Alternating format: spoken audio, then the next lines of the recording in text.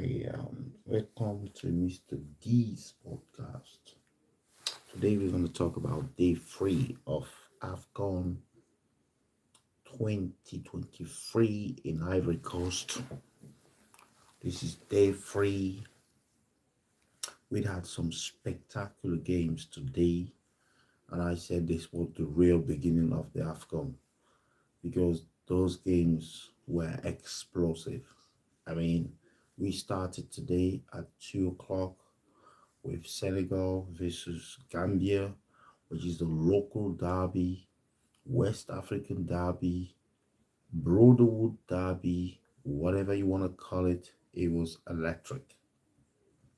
It was electric.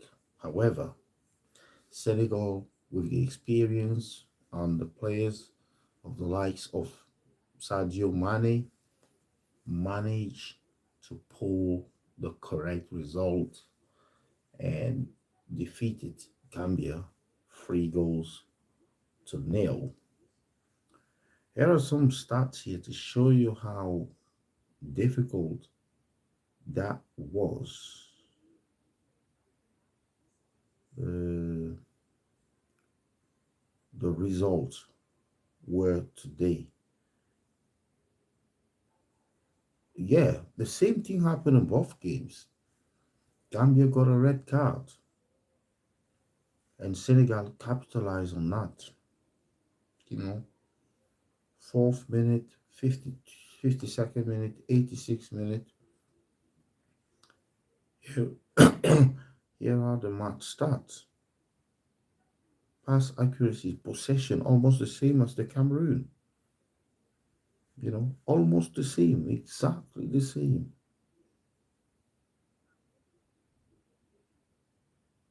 Shots on target, passes, you know, 3-0, full time. One of the problem here is that Senegal has Sadio Mane, right? And that was one of the problems for the Gambian team. So when Mane has the ball, they don't know what to do. They'll go and man mark him, but then he'll pass the ball to another player who will then score. And that's what happened there. So Mane had a very good game, unlike Mahrez for Algeria. When they faced Angola, Mahrez was almost invisible in that squad, in that stadium, in that team. So Senegal did very well in this group of death, where you have Senegal, you have Gambia, you have Cameroon, you have Guinea, Conakry. So Cameroon was the second game of day three. Cameroon faced Guinea Conakry, and what happened is that 30th minute, within half an hour or so, at the half-hour mark, the Guinea team lost their captain. They lost the captain, so they were now playing 10 against 11. And Cameroon was unable to really uh, was unable to really take advantage of this, except coming back with one goal to draw to a draw that looks pretty much like a defeat, because Cameroon had the advantage of the numbers, and they just did not take that seriously. Why? Because of the management, because of the tactical choices that they made. There were clearly 2 or 3 players in that team that were not up to par with their performances, and they should have been replaced or should not even have been part of the starting 11. So, although Senegal was kind of favored to win this game, People believe that the red card did not help. The red card did not help Gambia. It's probably the same thing that people are going to say about Guinea, that the red card did not help Guinea, and then Guinea had to lower their expectation. So they were going initially for a win. They had to settle for a draw. They have to revise their plan and say, okay, if you get a draw, that's gonna be okay. So there you have two teams, Senegal and Cameroon, who are almost the same technically in terms of who are almost the same kind of team technically, and who face the same challenge today, and they reacted pretty much different. Whereas Senegal took full advantage of the um, the red cards that the Gambian player received today. Cameroon did not do the same. Cameroon tried and they tried and tried. First of all, that goal was a silly and stupid mistake. You have two players on the ball in their box, pretty much in the Cameroon box. Two players with the ball. They did know. I don't know what they were doing with the ball.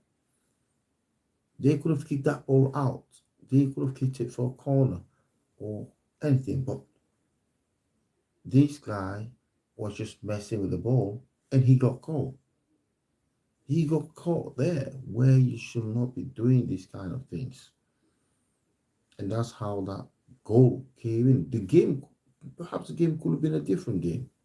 But then a good manager, what he does, he adjusts or readjusts his tactics and make sure that he takes into account the new reality and stuff. This did not happen. Well, not as well as people would have expected it to happen. Not to that extent. So now Cameroon is left there with 1 point and hoping to beat Senegal on Friday. I don't know how that's gonna be possible. If they play the way they played today, they're not gonna beat Senegal. They might have another draw there. The Senegal will be qualified almost if they get a draw there. So what will happen is that Cameroon would then turn into this same scenarios that they've had through several competitions where they will start saying, if we beat this team and that team draws here and there, then we will qualify. This is the same kind of bullshit and nonsense that we hear every single time Cameroon is out there in an international competition. In the World Cup, we had the same situation. Cameroon was supposed to beat Serbia. They went there and they drew with Serbia. They were supposed to beat Switzerland. They went there and they got beat by Switzerland. And of course, Cameroon feels so proud of beating Brazil.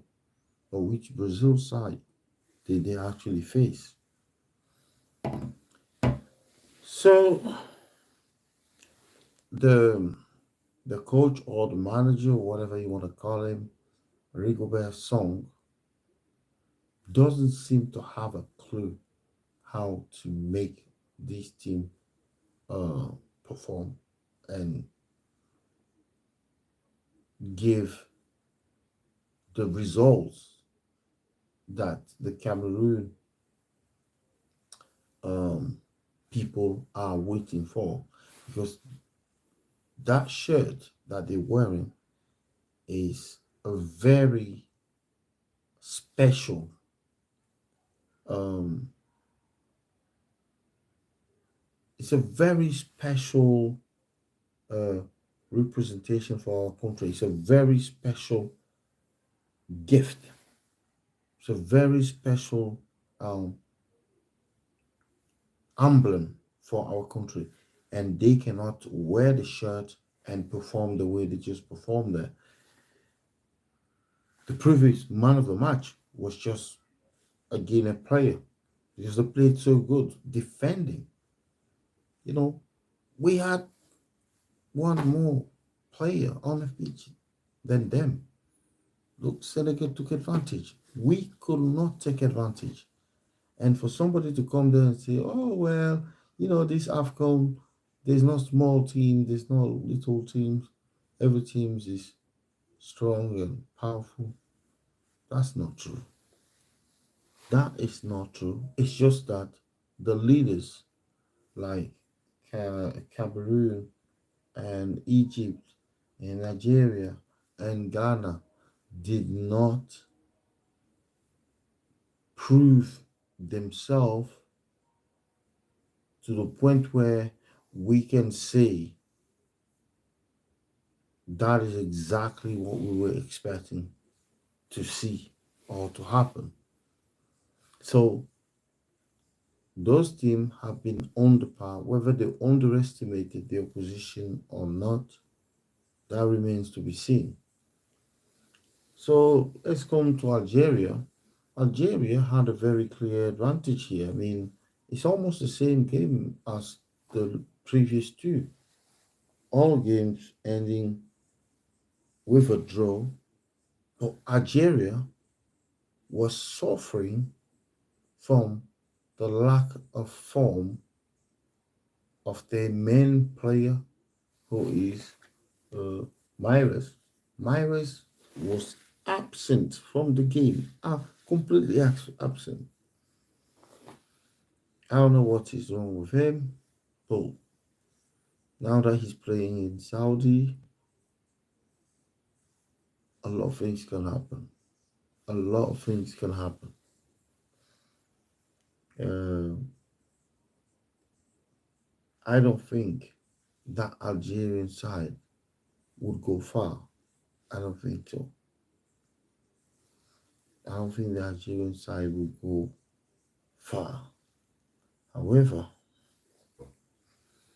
if Algeria gets rid of some players there, like the like of Myres, take the Myres, put on the bench, put somebody else there, they might actually get a different outcome. But we know what happened in African national team. It's usually about monitor or whatever was given um, whatever was given to the players as an initial plan there. They scored a goal. Yes, Algeria will say that rightly that they scored a goal and the goal was denied uh, due to offside. That decision was correct. We have to say the decision was correct. The goal, the striker was offside, and as Algeria, as experienced as they are, they should have just come back and do better. They should have just continued to do what they were doing and do it even better, but they didn't. So they ended up with a draw, just like Cameroon.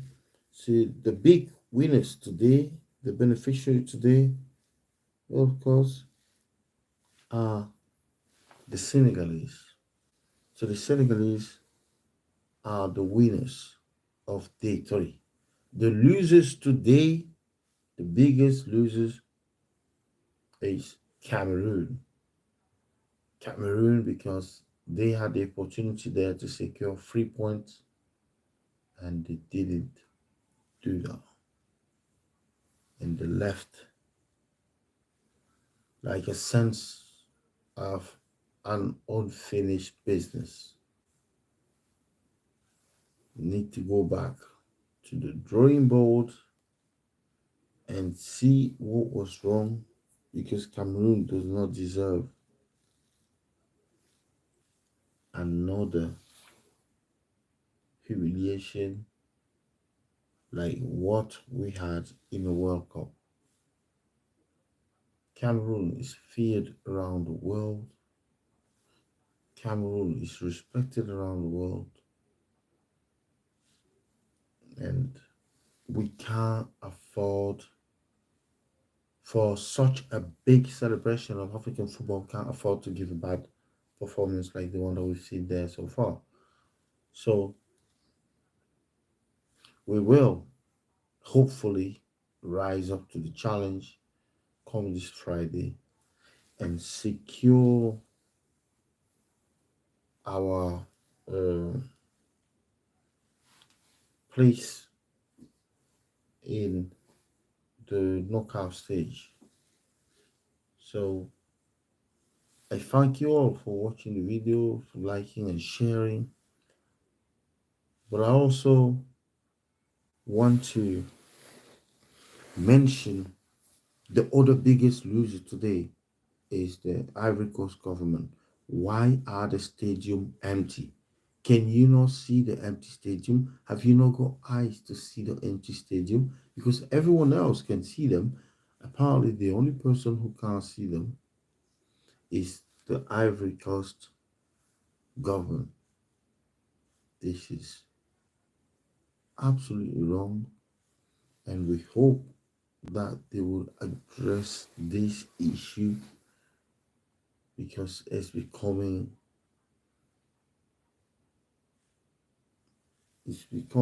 more and more um,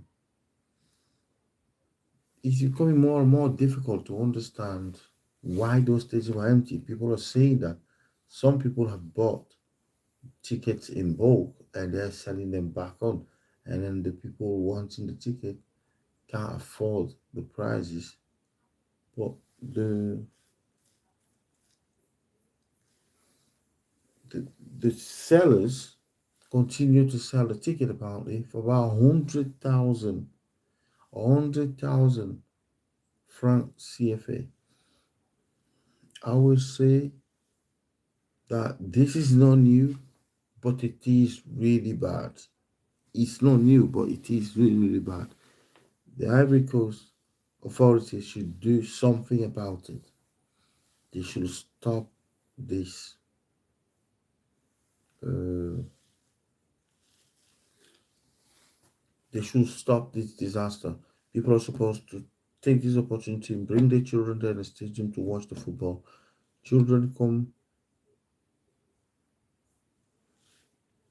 Children will come down to the stadium and get inspired by what they see. How come the Ivory Coast Organization Committee did not see that? Empty stadium is wrong. It's not good. It's not attractive. It's awful. It's kind of, you know, going back years and years ago. It's unacceptable.